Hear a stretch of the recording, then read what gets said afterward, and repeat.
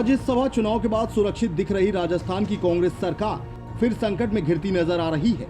मुख्यमंत्री अशोक गहलोत ने भाजपा पर अपनी सरकार गिराने की कोशिशों का आरोप लगाया है।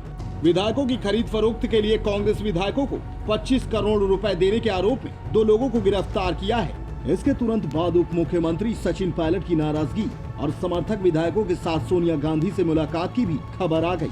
इन सारे तारों को जोड़ने की बात साफ है कि गहलोत सरकार पर खतरे के बादल हैं।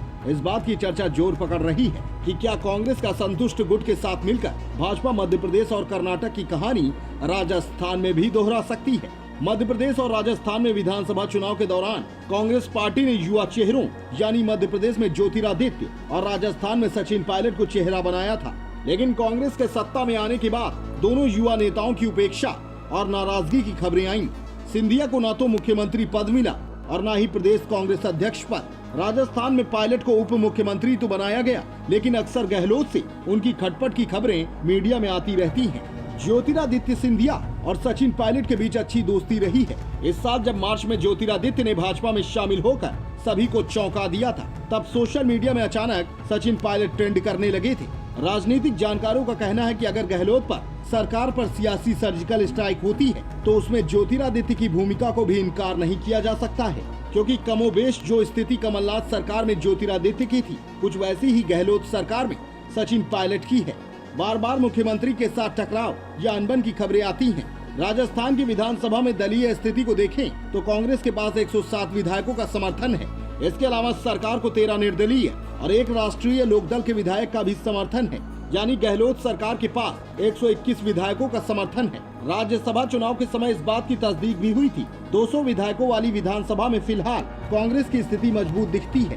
भाजपा के पास इस समय 72 विधायक हैं और उसे मौजूदा स्थिति में बहुमत जुटाने के लिए कम से कम 29 विधायक चाहिए।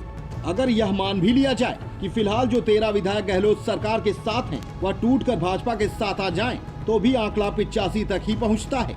इक्का दुक्का और विधायकों को भी अपनी ओर करने के बाद भाजपा बहुमत के 101 के आंकड़े से दूर दिखती है। कांग्रेस के पास अपने दम पर बहुमत है। निर्दलियों के अलग होने पर उस पर तुरंत कोई प्रभाव पड़ता नहीं दिखता। फिर भाजपा के बहुमत के आंकड़े तक पहुंचने के लिए जरूरी है कि कांग्रेस में टूट हो।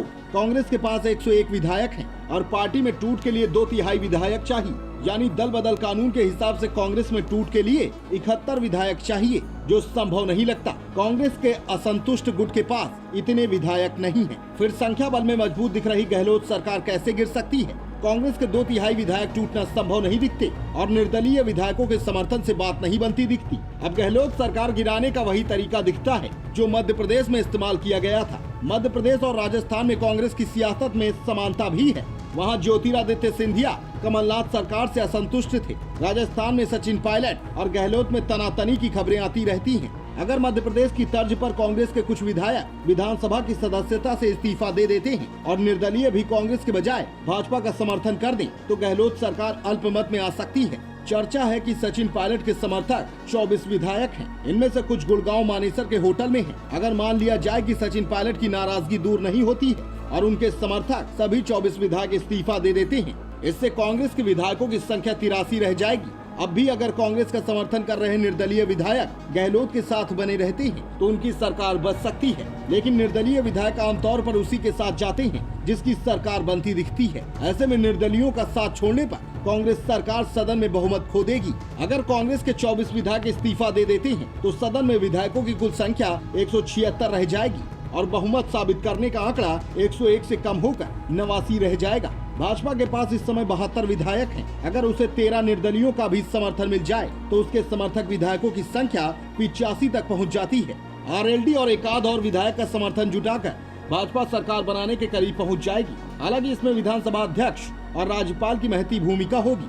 मध्य प्रदेश और कर्नाटक में इसी फॉर्मूले पर काम कर भाजपा कांग्रेस की सरकारें उलट चुकी है। दिल्ली में फिलहाल सचिन पायलट के साथ 13 से 15 विधायक मौजूद हैं, जिसमें कुछ निर्दलीय भी शामिल बताए जा रहे हैं। अगर ये भी इस्तीफा देते हैं तो विधायकों की कुल संख्या 185 हो जाएगी। वहीं बहुमत की संख्या 93 हो जाएगी। भाजपा के पास 72 और आरएलपी के 3 विधायक हैं, जिसके बाद बहुमत के लिए 18 विधायकों की जरूरत और पड़ेगी। Special report, fantabulous news.